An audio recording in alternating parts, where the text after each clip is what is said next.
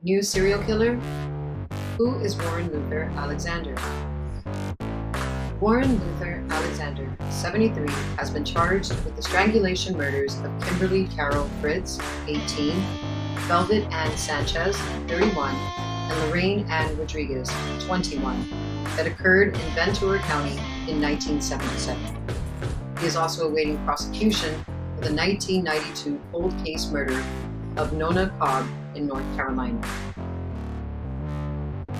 Authorities are continuing to investigate whether Alexander may be connected to other cases, both locally and in other states, as he was a long-haul truck driver during the 1970s, 80s, and early 90s. Ventura County transported Warren Luther Alexander, age 73, of Diamond Head, Mississippi, on an extradition warrant signed by the governor of North Carolina. Once in South Carolina, Mr. Alexander was arrested. At the time of the extradition, he was in custody in North Carolina for the charge of murder. When they sought in Ventura County his extradition to their county to stand trial for the September 8 murder in the city of Oxnard of Velvet Sanchez, for the December 27, 1997 murder of Lorraine Rodriguez, and they identified a third victim connected to Warren Luther Alexander as Kimberly Fritz. These murders may have occurred 47 years ago, but the investigators with the Ventura County District Attorney's Office, the investigators with the Ventura County Sheriff's Department, Cold Case Unit, and officers and detectives with Port Wimy and Oxnard never gave up. They never gave up seeking justice for these three victims, their loved ones, and their families. Just because a case has gone cold does not mean it should ever be forgotten. And while we cannot bring back Kimberly, Velvet, or Lorraine, we can make sure that the person accused of these horrific crimes faces justice in Ventura County. They intend to apply the full weight and force of the law over Warren Luther Alexander, once a fugitive from justice. The day of reckoning in Ventura County has finally arrived. On December 27, 1977, shortly after 6 a.m. in the morning, deputies from the Ventura County Sheriff's Office were dispatched to a call of a female found on a bridge in the Oxnard Plains area.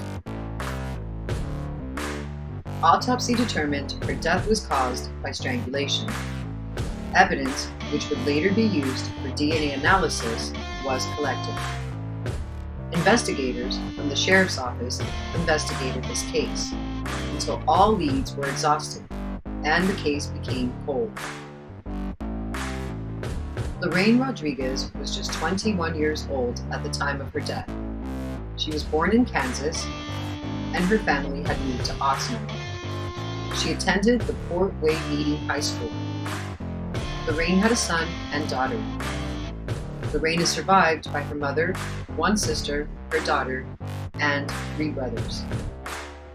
Lorraine's daughter was just 3 years old at the time of her death. Her family described Lorraine as a loving and devoted mother who loved spending time with her family.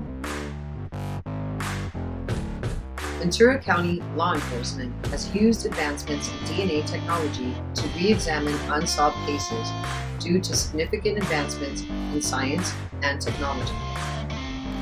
Forensic biological evidence can now be analyzed with greater accuracy, sensitivity, and efficiency.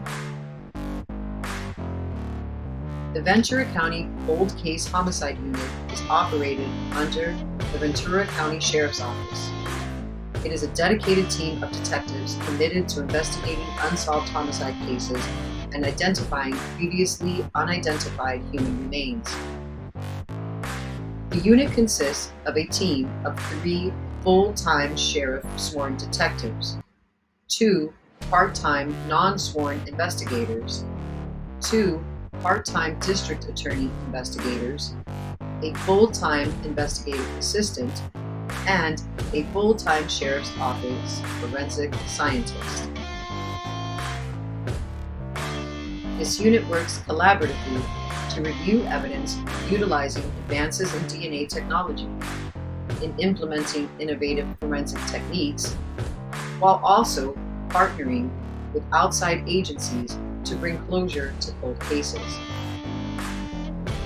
To run a cold case unit does cost money, and in the fiscal year 2022, Consolidated Appropriations Act provided their cold case unit with a $950,000 check to support the investigation of backlogged violent crimes and sexual assault cases using modern DNA technology. In a little over a year, their cold case unit has achieved remarkable success, leading to several high-profile crime case arrests. On the morning of September 8, 1977, 31-year-old Velvet Sanchez lived at the Villa Motel, which is located on the 1700 block of South Oxnard Boulevard. On this day, a witness does claim to have seen her. Oxnard police later responded to, and officers found that Sanchez had a ligature tied around her neck. Investigators collected DNA samples from the crime scene, and the autopsy later revealed that she died of strangulation. Velvet was born in Amarillo, Texas. She had left her job at the Navy Exchange just shortly before the time of her death. She was married at the time, but was separated. She had 3 children, and only one is surviving today. She is also survived by her sister. These murder cases have literally spanned generation through generations of detectives. Many of the detectives and officers that initially responded to these cases are either long since retired or have passed on. So I'd like to take a moment to thank the investigators who worked over the last 47 years to keep these cases alive and to reach this very important day. Let's bring justice to these victims. Thank you for persisting and never giving up. On May 29, 1977, the Port Remy Police Department responded to a call at the Marvin. The Marvin was located on Remy Road, a short distance away. An autopsy revealed her death was a result of strangulation. DNA evidence was recovered from both the scene and the victim. Kimberly Carol Fritz was born in Michigan. She attended school in Ann Arbor, and she is one of 3 sisters. Today, she is survived by her father and one of her sisters. A lot has changed in Ventura County since the deaths of Kimberly Fritz, Velvet Sanchez, and Lorraine Rodriguez. But what hasn't changed is their commitment to providing justice for the victims and their families. We hope that this arrest is a step towards accountability and a step towards closure for the families. In 1977, detectives working these 3 cases did notice that there were patterns, similarities, and common features among the crimes that led them to believe that it was all at the hands of one suspect. Specifically, all 3 victims were commercial sex workers, a vocation that subjected them to violence, trafficking, and extreme exploitation. All 3 victims were known to frequent the Plaza Marina Shopping Center in South Oxnard and nearby motels. This, at the time, in the 1970s and 80s, was a center of commercial sex trafficking. Furthermore, all 3 had died through ligature strangulation. While believing these 3 crimes were indeed connected, leads ran cold, and detectives were unable to identify who was responsible for these horrific murders. The investigation was exhaustive and went on for decades.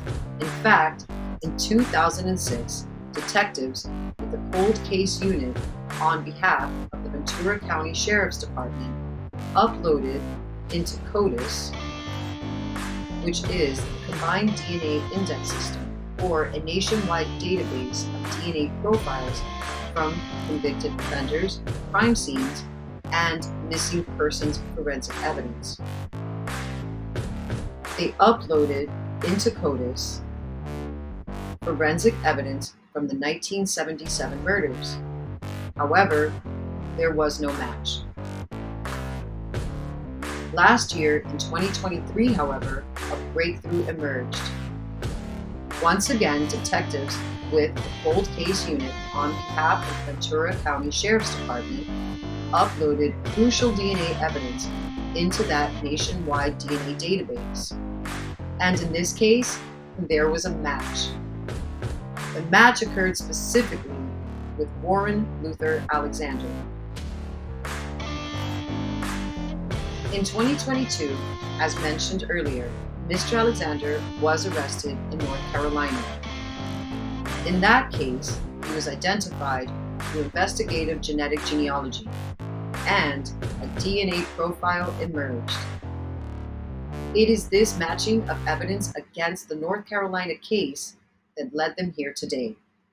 The 1992 murder in North Carolina also occurred through strangulation. The victim in that case was 29-year-old Nona Cobb, whose body was left alongside Interstate 77. What we know about Warren Luther Alexander. As I mentioned, WLA is age 73 and from Diamond Head, Mississippi. We know that he lived in the city of Oxnard in the late 1950s and 1960s. In fact, he attended elementary, middle, and high school in Ventura. He was a cab driver, he was an electrician, and with the United States Marine Corps. He returned to Oxnard in the 1970s. Had he ever had any contact with the police while he was a resident in Ventura County? Was there any backgrounds or any contact there? Has he ever had a criminal record at all? Did he sexually assault these women at the time, or was his goal just to kill them? All I can share with you is that forensic evidence was collected from the bodies of these women, as well as the clothing, and that both the forensic evidence collected from the bodies and the clothing have been very helpful in the DNA analysis. Are there more victims? Although we haven't connected any yet, there is belief that there may be more additional victims, both locally and in other states. This is an ongoing investigation, and I will continue to pursue all leads that become available. This is not in any way over. It is just getting started. I heard that he was a truck driver at one point throughout the entire nation, in the 70s and the 80s and all the way into the early 90s.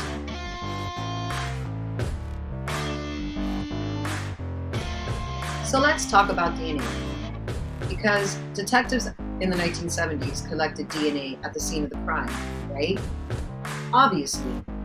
But what has changed now, from all the way back then, is our ability to grab, collect, and analyze DNA.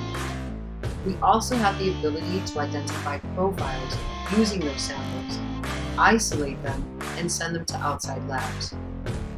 Most notably, the nationwide database we just discussed, CODIS, where we can take forensic evidence, including fluids, and upload it into the system. There are advances in the technology that allow us to do matches and hits in ways that we could possibly connect other victims to the 1977 ones.